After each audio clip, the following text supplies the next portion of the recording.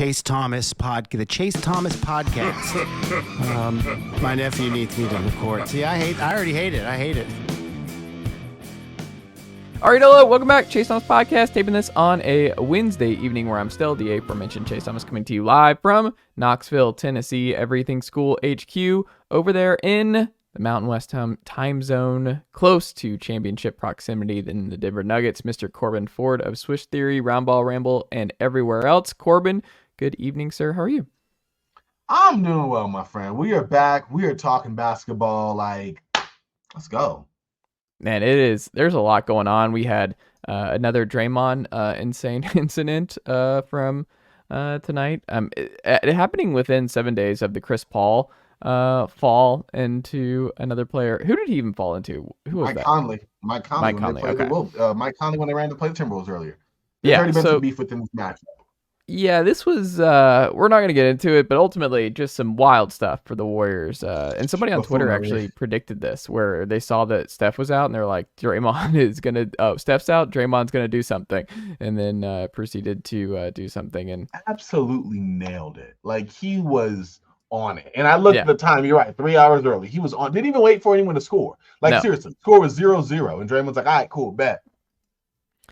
I will say the action itself, pretty crazy, but I thought it was interesting. People were like, oh, why did he go after Gobert? It's like, well, Gobert did. It wasn't like Gobert was on the bench. Gobert was pulling the guys apart. He did get involved. And then Draymond just saw Rudy and just darted. And he was just like, I'm going after the tallest guy on the team in this regard. And I don't know. I did think it was funny too. Miles Brown, ESPN True Hoop legend, Wolves fan, he tweeted the side-by-side picture. He's like, my two big men, I think, where you have Cat getting pinned down and then you have Rudy Gobert getting choked out. And you're like, man, those are your two bigs, both taking L's over the last 2 years. So, I mean, you say, you feel like you want someone in an abandoned building or in a lonely you don't want alley. either. I don't want those two. I'm good.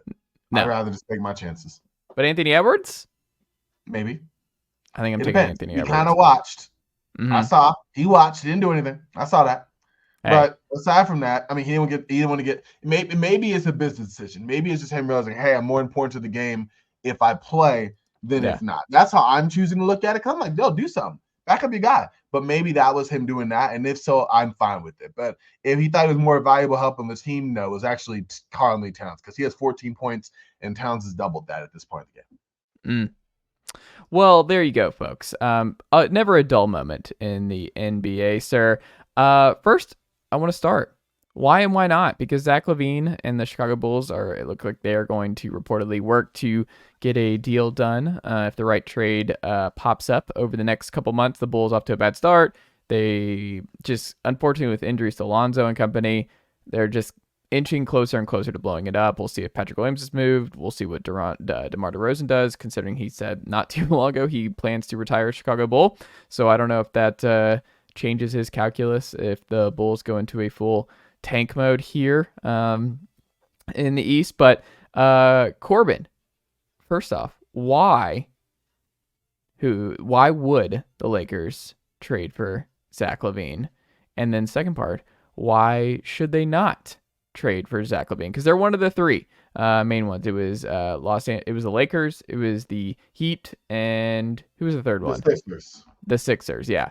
Which I really wouldn't do if I'm the Sixers based on how Tyrese Maxey is cooking. I would be the OG Anunoby trade is the one I would be targeting if I'm the Sixers. You need a defensive wing, and then you just roll with Embiid and Anunoby and Maxey would be my thing. It sucks at Kelly Oubre what happened there because he was playing incredible basketball for them. So I don't know, but we'll talk about the Sixers in a second. But in terms of that particular question, Corbin, what is your answer?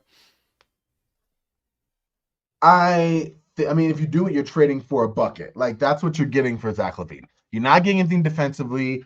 I don't think he can play point guard. He's not like a Beal, Booker type in that way. I think he's a step below in a playmaking distribution kind of status. But you're getting a guy who at his best can score the ball in a dynamic way. He's a good shooter, hasn't been super great this year, but you have to imagine his three-point shooting will bounce back. And then aside from that, I mean, the theory of him is beating, good defenders off the dribble and getting to the basket. At his peak, he was making 70% of his shots within 3 feet of the rim. Right now, he's making 61%. that's okay. Defensively, like he's not great. Like I said, ball handling wise, he's never averaged 5 assists per game. Like he's definitely a guy who's just going to get buckets. And with the Lakers, I mean, you're going on a team that, let's be real, like he played collegiately UCLA. He's represented by Clutch Sports. In fact, on Twitter today, it showed him watching the game with Rich Paul. Interesting. Coincidence? Methinks not. But also, like, let's look at the numbers. Like when LeBron James goes to the bench, and again, I hate to say it, but 39-year-old nearly, year 21, right? When he goes to the bench, the offense dips over 15 points per 100 possessions. Like, that's not great. And when he plays, like, it's been okay. I say this right now as they're just lighting up the Memphis Grizzlies, and he is doing amazing. Like, the Lakers are playing in sync. But, like, again, like, it's not super great. There's been a reason why Austin Reeves been coming off the bench. There's been a lot of overlap between himself and D'Angelo Russell. In theory, LaVine will bring a different dynamic there, someone who's a lot more explosive, someone who kind of toggle between, the LeBron AD pick and roll, kind of do the LeBron Reeves pick and roll, make his own shot, spot up. Like there's different variations for him to fit in offensively. And so that makes sense. And maybe there's a way that you can make a trade where you throw in some extra draft capital, in addition to whatever package you cobble together for LaVine, and maybe bring back Caruso as well, which is a guy the Lakers have regretted giving up since they did.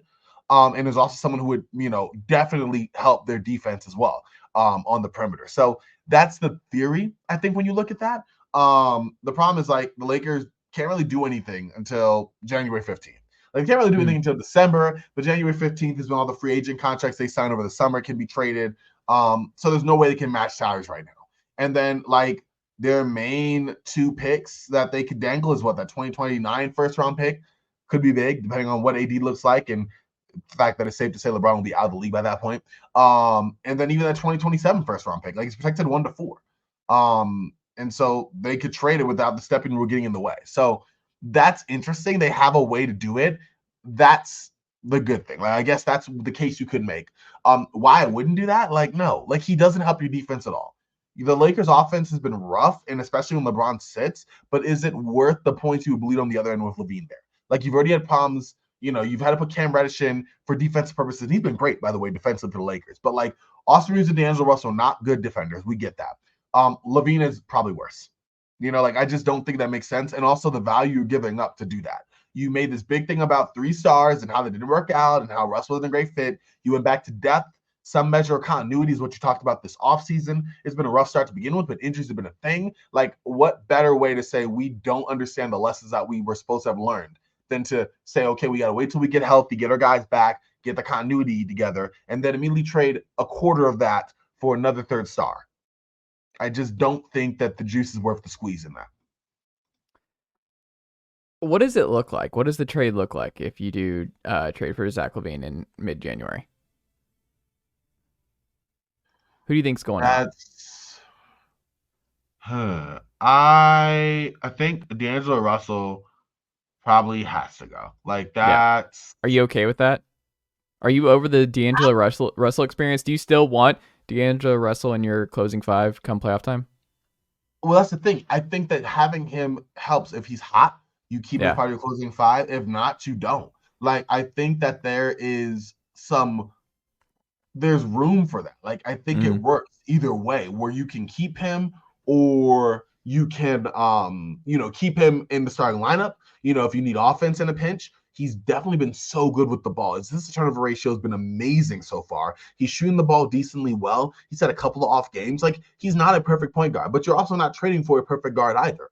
Right? I think that he's shown real value with the Lakers, and also the intangibles behind the scenes. He's been a really good locker room guy. He's been a guy who's been supporting his guys. He hasn't complained about his role at all. Like, why risk it? Why risk it when he's been producing and doing well?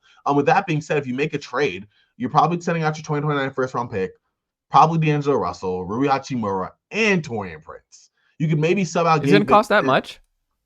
Well, you got to make the money work. Yeah, that's the problem. That's the thing. Like, LaVine's he's making a pretty penny. So, like, that has to match up. And that's just a lot. That's just a lot. Taurean Prince has been so good for the Lakers. I don't think that makes any sense. Rui Hachimura, I think, is still trying to find his way. And the same with D'Angelo Russell. Now, you could sub out Gabe Vincent or Jalen Hood-Schifino in for Prince, but that's still D'Lo and Rui. Now, if it's D'Lo, Rui, and Gabe. What's your panic meter on Gabe right now? I never super high on Gabe, but if the meter is like between 1 and 10, I give like a 5. Mm. His injury's a thing. Defensively, he's going to be what's going to be. He's going to compete. He is undersized, and his shooting hasn't been great. But you have to imagine that it's going to be, some level of return to form for that as he got healthy, right? Like as the season continued, he was shooting 7% from three. Like you have to imagine there was going to be some room for uptick there for sure. He's not that bad of a 3-point shooter, even with the LA tax that I think comes with most shooters come to the Lakers. So like, I would say in the middle. I didn't expect him to be as bad as he's been, but at the same time, like, he's trying to find his role. It hasn't been super great, and then he got injured. So I'm not like, oh my goodness. And mind you, if you could keep D'Lo and Rui and trade like Gabe and Hood Schifino and and Jackson Hayes or something, then yes, go for it. Do it. Throw in your first. Like make it happen. But those are guys who are playing a decent role in your rotation right now. Like Rui would have been if he hadn't been injured, and D'Lo has been. So I just don't think it's worth it for a guy in Zach LaVine who does he really demonstrably like uptick the Lakers championship chances? I don't know. I like LaVine, and I'm not trying to say that in a bad way, but I don't think so. Well, it's also weird when you think about how their best five would end up unfolding, because like Christian Wood's been a bigger factor than I think anybody saw coming, especially late in games, and his fit looks good. But I just don't see defensively it working with LaVine, Austin Reeves, and Christian Wood closing games for the Lakers in important playoff games. Like that doesn't strike me as a three that you can have around AD and LeBron, right? That puts a lot of pressure on AD. I put some pressure on LeBron, depending on how locked in he is defensively. It puts a lot of pressure on AD to do a lot of different things, and that's hoping that he's healthy throughout the duration of that. Because otherwise, you're bleeding points. Which put LeBron at the 4 alongside Wood, or go super small, put LeBron at the 5. We've seen that story before. I know how that ends. I didn't like it. So yeah, I'm with you. It's not ideal. That is for certain. Do you think it happens? What's your gut tell you? I don't. I think he goes to maybe a team like the Kings, or I think the Kings would be cool if you could do like a Kevin Huerter, Davion Mitchell. I didn't mute myself. I have no idea as I'm talking. Kevin Huerter, Davion Mitchell. No, you're funny. Come on now. I will say though, I don't know if you're a believer in this, but I'm a believer in maximizing what you're already good at, right? Like I think some fans get way too into balance and just like I want to be just as good at defense as I am at offense. Sometimes you just don't have the personnel, and like I don't think the Kings are ever going to be a good defensive team. Like I don't think that's ever coming with the nature of the roster. So just lean into being the best offense and being the most unguardable offense with De'Aaron Fox, Zach LaVine, Domantas Sabonis and company. Like just be a ridiculous offense, and who cares about the defense? Who cares? Like you're not winning a title anyway with that core. So just lean into having the best offense in the league. Make it those super fun early 2000 Kings. Right. Like it's fine. They probably were better. Does any King fan think that they're winning the title with this core? Hope not. Right? Like it's not happening. I do. It's cool. I like it. Great story. I don't see it, but I mean, I want every fan. I know some really good Kings fans. I want them to believe that. Oh, for sure. But lean into just being in the playoffs and being fun for the next 4 years. And see what happens. Maybe a team gets injured. Maybe it's a bad matchup. Next thing you know, you're in the Western Conference Finals. Anything could happen then. Yeah, you could be swept like the Lakers last year, or you can make it a fight or something. I mean, who knows? Crazier things have happened. We just saw a play-in team make the NBA Finals last season. I mean, that's true. But, I mean, man, that play-in team, too, winning, 6 straight now? They had 6 straight? Mm-hmm.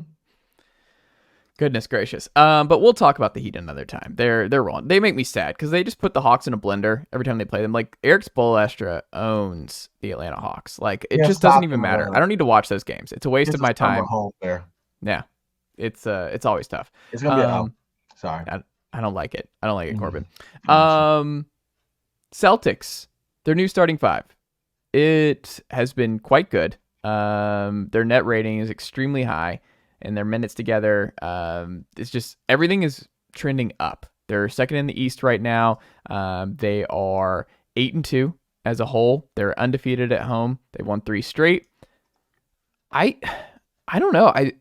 Do they feel, does that starting 5 just look like a starting 5 that just can't, if they are healthy, that there's just no answer in the East? Like, how impressed have you been with that core, and what are you thinking when it comes to the Celtics Big 5? I think yes. I think your answer is yes. I don't think there's a whole lot to go there. Milwaukee's been pretty rough so far.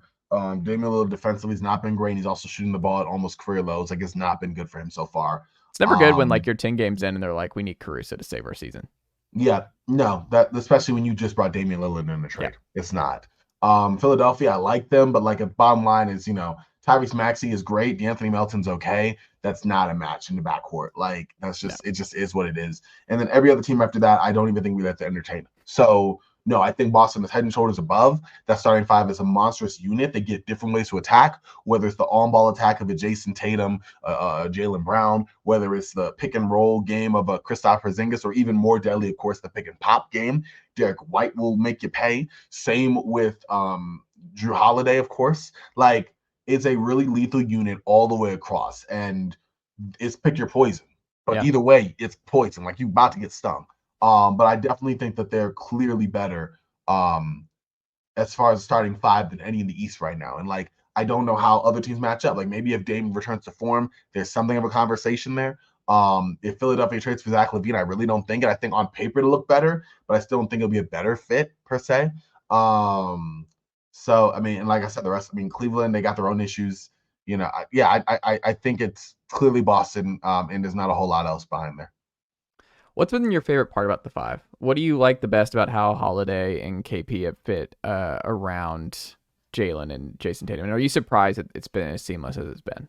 I'm not. Both guys would fit well. I think Kristaps obviously, like we knew he could stretch the floor. I didn't know how deadly it would be. The chemistry with him and Jason Tatum has been amazing, but we knew that that would be a weapon that they could use, right? And Drew Holiday is like one of the most perfect plug and play players around. I think on any team, he will bring that defense. On any team, he'll be able to come in and knock down, a shot at a pretty decent clip and do those types of things. So by no means am I surprised by those two. Like they were the most plug and play of the players that have been moved recently. I think that that's safe to say. And when you put them, they bring all the things you need. They bring a release valve for Tatum and Brown. They give you another capable defender in the backcourt. They give you a guy to kind of get you into your offense.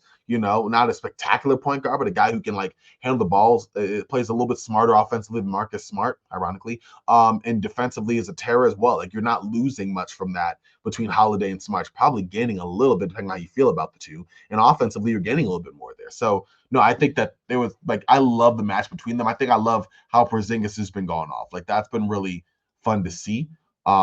Just to see him play like the unicorn that we talked about him being for years has been nice to see. But aside from that, I'm not surprised by the success of those two with this lineup.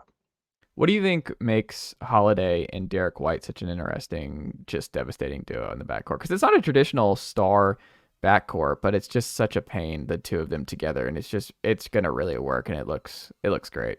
Well, they're just solid pros. They don't take anything Yeah. off the table. They make enough shots. They can run a pick and roll. They can make some decent high level reads. Defensively, they get after it. They have very good IQ on both ends of the floor. They're smart players who have been in a series of smart systems, or at least have been cerebral players within that system. I mean, you have a Drew Holiday who's been a menace for 12 years now, and you have a guy, he's been longer now, but I'd say a legit menace for about a decade. And a guy in Derek White who was already solid from college in Colorado, and then we saw what he did in the Spurs system and the way he's been able to play there, and bringing that here to Boston, like just really good play. Really solid play from these two that just fit in their role. And they're not stars, but to use a coach cliche, they're stars in their role. And that's worked out for them. Absolutely. The Timberwolves. We talked about them at the top of the show here, Corban. They have the best defense in basketball. Do you think this is all sustainable, first off? I mean, as long as health permits and Anthony Edwards is engaged as he's been, sure. Like Mike Conley's solid. Edwards has been a monster. We already know what Jaden McDaniel brings you, and he brings you a lot from the defensive side of the ball, right? And I think that you had an offseason. We said it was probably going to be important of Cat and Gobert playing together and kind of figuring it out. And you have two guys who are at the very least are deterrents from a vertical perspective, right? They make it harder to get shots up around the rim, right? And if you have a guy like Jaden McDaniels chasing you on screens, you have a guy like Mike Conley, who, even 15 years in is still a very solid vet. And you have a guy like Anthony Edwards, who has the physical tools to be an absolute menace and is really starting to live up to that on the defense side of the ball. Like, yeah, they can keep this going as long as injuries don't come into play too much. I don't see them suddenly falling apart on that. But like Coach Finch has obviously this offseason worked out for them because they definitely judged a lot better on that. And they've made it a lot more difficult. And some of that is personnel. Even Nickeil Alexander-Walker off the bench has been pretty solid defensively. So the personnel's been good. The scheme's been good. And also, it's hard. You have three really, very decent to very good defensive perimeter players, and you're funneling that into 2 shot blockers. Well, 1 shot blocker and 1 really tall guy, you know? It's funny though to think about it, right? Because all the jokes for the last 2 years now have been like the Twin Towers approach and what are you doing? Timberwolves kind of Timberwolves. That this is not where basketball is going. That Gobert and Cat is not going to work. The Twin Tower approach is a foolish errand. Like you're trying to pivot when the league is trying to do something else entirely. And then we're like, oh, actually it might work. And actually this is all going to work. How much of it is actually Cat and Gobert figuring it out as the 4 and 5 that makes this team run? And how much of it is actually McDaniels, Conley, and Ant playing a lot better, making leaps, being healthy to kind of mask still some limitations with those two bigs? Not really not traditional bigs in today's game. I definitely think it's more of the latter. I think that McDaniels has definitely taken a step. He's been great. Edwards taken a huge step up. I think that there is something to be said for comfort more in a system, for feeling more understanding of your role in that. And let's be real, it's an awkward fit before injuries tapped in and messed them up last season. So there was a lot to kind of finagle between that already. And so that was already a thing. And so I think that there is something to be said for, okay, we're a little bit better acclimated with each other. You know, we're still trying to figure things out, but we have a better understanding of how this works. And it doesn't hurt that our perimeter players have definitely stepped up as well to make it so that they're pulling their weight, you know, and then with the backline defense and not having to be called into switches all the time, or, you know what I mean? Like putting a killer pick and roll with an inept defensive perimeter player. Like, no, everyone that they have has been really solid on that end, and that's helped them as well. So I still think it's the latter. I think the perimeter players have really stepped up in a bigger way, but at the same time, like, you know, Gobert I feel like he's more or less recovering some of his defensive tools that he's had before, the defensive value he's brought from Utah. He's not going to be that guy again. Age is just a thing. But at the same time, like he's getting closer to that than the clear step back he took last season. Is Cat better at anything in particular you've noticed this year? Has this game evolved in any way?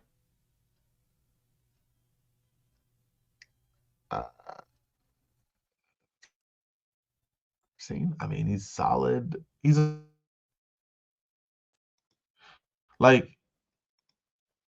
solid player. You Yeah. know, I don't know if I've seen anything different per se. In fact, no, I definitely can say I don't think I've seen anything like better from him. He still has games where he's, you know, piling up massive games. I mean, for the season, you know, just under a double, 19, 20 points a game, basically, just over 9 rebounds, 45% from the field, 34% from 3. Like, he's a solid guy. I don't think he's ever gonna be the star that people envisioned, you know, in Minnesota. Like, I mean, not the superstar. He'll be a star, not a superstar. But like, I don't know, you want to see him take more threes per game. He's taking just 5 a game. It's far from his 2020 heydays when he took almost 8 threes a game in 2019, 2020, and made 41% of them. Now he's taking 5 a game, making 34% of them. Not horrible, but it's not great. But like in general, no, I don't think I haven't seen like a major step in his way as he approaches his prime here. But at the same time, like he's a very solid player. It's just, I mean, I think if it's anything, it's just more clear that it's Anthony Edwards' team and that like Towns can fit in alongside that. And hey, that's fine. I mean, it just is a far cry from what we thought would be the Wolves with Karl-Anthony Towns and Andrew Wiggins, you know, both kind of leading the Wolves for years to come. And now it's like they're both maybe high-end role players. And that's not a bad thing. No, and I wonder too, Corban. So they played the Nuggets on November 1st, and they smacked the Nuggets, who are number 1 right now, and Jokic is just another world at this point. So it was the 4th game of the season for the Wolves, and Cat had a good game. You had Anthony Edwards who had a good game, but you look at that matchup, it's very early, obviously, in terms of thinking about Western Conference Finals and stuff. But let's just say, based on what you've seen from the Wolves this year and that game, and then what you've seen from the Nuggets this year, is there anything in particular about the way those two rosters are constructed that might be a mismatch for the Nuggets and something that they are not going to handle well in a 7-game series against the Wolves? Does that intrigue you at all?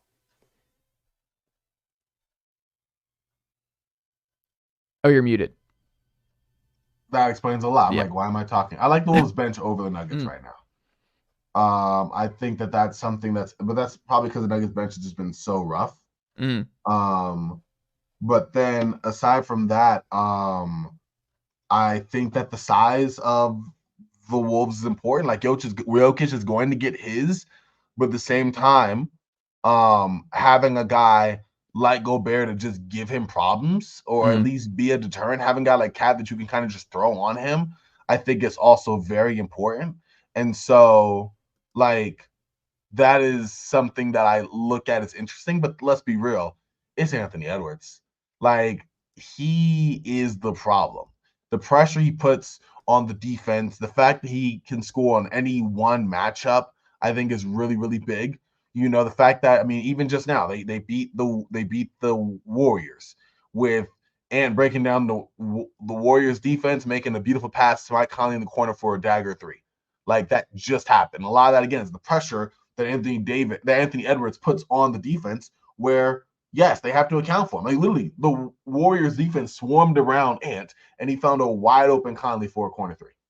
Like, and that's to say nothing for what he did against the Warriors, 2 games ago, where he just went off on his own personal, 8-0 scoring run or something, like down the stretch. So I just think there's something to be said for a potential game breaker like Anthony Edwards. But again, the size for the Wolves is important. And also, if you look at the bench depth, not that there's going to be a huge deal in the playoffs, but the fact that you can actually look down and say, okay, Nickeil Alexander-Walker, what do you got? Hey, even bigger, Naz Reid, what do you got? Also, another guy you can use to kind of soak up some minutes on Jokic. Like, I think that might not win you this series, but will definitely make it a lot more competitive. What is Ant? Is he now officially in the MVP conversation? Are we throwing him in there now? Yes, we are. Okay. Yeah. That changes a lot. And where the does. Wolves are going, that is fascinating. It's a lot. Jokic is up there, Shea's up there, Ant's there, and leading for me is Luka Doncic. Okay. And no surprise there that Luka, Ant, and Jokic are the top 3 teams in the West. MVPs. Their teams are winning. It's funny how that works. I mean, winning, putting up numbers, like you said, it's crazy what that looks like. Man, I'm excited to see what Ant looks like the rest of the way. And I think this is big for the league if Ant makes this jump and this is a permanent thing. Because, I mean, when you think about it, who's the young superstar wing that was waiting in the wings here? Who was in that mold of that every team wants, right? Like, those guys don't come through the league. You have the guards, you have the bigs who come through all the time.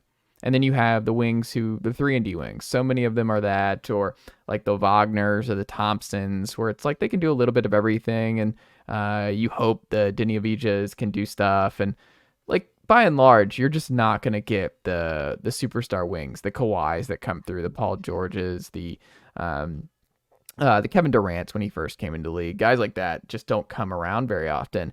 And you just weren't sure because Minnesota's just been so weird and just made a lot of weird moves, and it's been rocky to this point. And he still found a way to just kind of break through, because I think he deserves credit to make this leap when, I mean, coming into the year, no one saw this. Like, you and I were not like, oh, well, like, buy some Wolves stock. Like, can I sell you some Minnesota Timberwolves stock? Can I sell you on the Minnesota Timberwolves being one of the best teams in the West this year? Like, none of us were doing that. And here we are. Like, it's just someone had to break through, right? We were talking, I mean, I've said it. I was like, it's Zion. My corner was Zion coming into this year.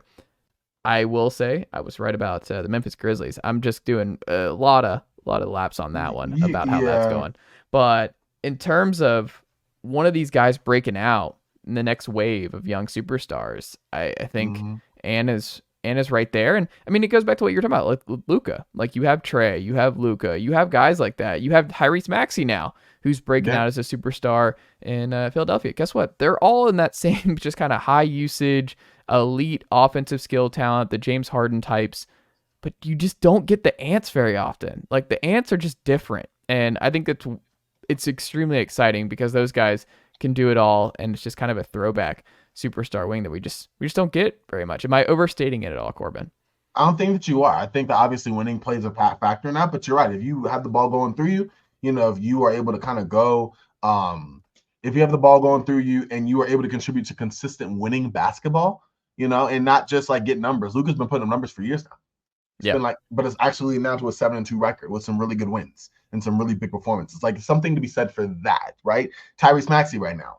Not only he's putting good numbers, career highs and across almost all of his, statistical categories, but look at what is leading the 76ers to, the recent loss to the Pacers notwithstanding. Like it's that perfect intersection of that, I mean, I look as the closest to you'll get to just sheer statistical brilliance with maybe not as much winning is probably what is it called?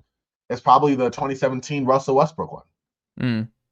And even that, like they still won. They won 48 games. Like, yes, it wasn't the best, but considering the talent there, you were able to give more credence to the statistical, numbers he's putting up and the record and everything in the clutch, shots and everything, because like they did win. Like if he did it and they went, 28-54, he's not winning MVP. Yeah. They went 48-34. Like it's not great, but it's not horrible. So I think it's something to be said for a little bit of both of that. But you're right. Like the numbers, you can't say the numbers don't count. No, absolutely not. Corban's Corner here.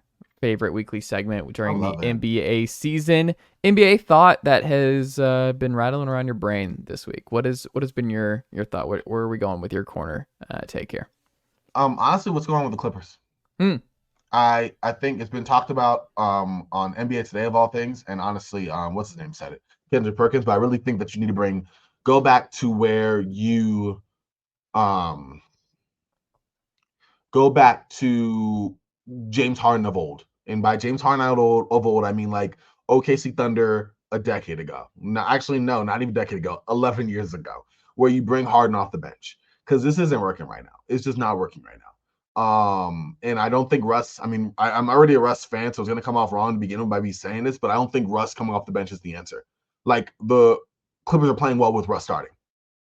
Russ, Terrence Mann, you have Kawhi, you have PG, you have Zubac. You play through Kawhi and PG. Russ brings you the energy plays, gets you in your offense. Terrence Mann does Terrence Mann things. And then you stagger it a little bit, bring in Harden to be that second unit point guard, kind of get the two-man game with Zubac a little bit, give him some shooting space the floor, let him free himself up to do James Harden things at his own pace, and let that work right now. Because right now you got a round peg, you got a square hole, you got a little triangle in the corner. It's not working out well. And so I think that that's what you need to do.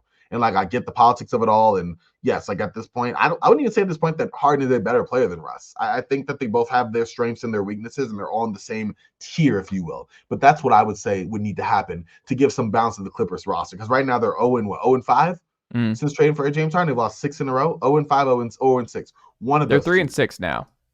Okay, and they've lost 6 straight. And they're playing tonight. And also, do you see who they're closing with tonight? Yeah, they lost tonight. Oh, did they already lose? They already lost. Oh, man. And, like, they just keep getting guys who take the ball out of Kawhi's hands. Yeah. Also, that court, I can't watch those games. Like, the court stuff, the blue, it's tough, man. Do you like the courts? The in-season tournament courts, we should say. I kind of do. I think they're kind of neat. Actually, I can't lie. Does it not hurt your eyes? A little bit. Some of them are not better than others, but I do like the Lakers one. I like the bright red. Like, some of it does, but I think some of it's unique. It reminds me of those NBA 2K, like, my player courts. Like, now, like, to think it's a real thing. Some of them are weird. I think that's more the jerseys, though, than the courts. Like, the courts are funky, but the jerseys are kind of ugly, too. But also, since Game 5 of the 2020 Western Conference semis, the Clippers are now 1-23 against the Nuggets. Thought you should know that. That's my fun tip from Corban's Corner. Ooh, I like that. Corban, what can the good folks check out from you across the internet this week, sir? You can find me at Corban NBA on Twitter, X, whatever, and Instagram. Twitter is just it's a habit. That's what it's known for me. Yeah, anyway, you can find me there. We're doing that, yeah. Yeah, thank you. You can find me there. And then also Round Ball Ramble, getting more shows up on that. And then the newest one on it's not new. It's Roster Reconstructions, my NBA team building podcast that I do with just various friends of mine. But my biggest friends in this is Josh Earl and Garrett Bouquet. We hop on, we talk roster construction from the draft, from free agency, from trades. We did a really good conversation last week on why certain players just don't fit on their team, why they don't make it through the rookie contract, the biggest thing about fit, and all of that. We talked about Thomas Robinson, talked about Kendall Marshall, Marquise Chris. We did it all. It was fun. So that's a really good show that's now on the Switch Theory feed. different look, talking about just roster construction. I think it's a really fun one. A lot of different avenues to go. We're going to do another show coming up here with a really fun topic, and I think that'll be a blast to do as well. So other than that, like I said, just follow me at Corban NBA. There you go. Corban Ford, always a pleasure, sir, and I will talk to you next week. Appreciate you.